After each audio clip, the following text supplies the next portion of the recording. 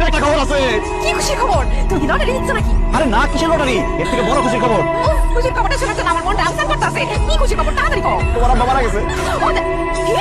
বলা আমার আব্বা মরে গেছে। আল্লাহ গো, আমার আব্বা বলে মরে গেছে গা। আমার এত বড় সর্বনাশ হয়ে গেল। আমার এদিন করে আমার আব্বা চলে গেল। এখন আমার কি হইব? কে আমারে সারবিন, এরকম একটা খুশির দিনে তুমি মরা কান্না শুরু করলা কেন? আমার আব্বা মারা গেছে। আমি কান্নাকাটি করবো না তো কি নাচানাচি করবো? নাই, আমার বাবা মারা গেছে। তুমি কিভাবে বললা যে এটা একটা খুশির খবর? তোমার তো কোনো ভাই নাই।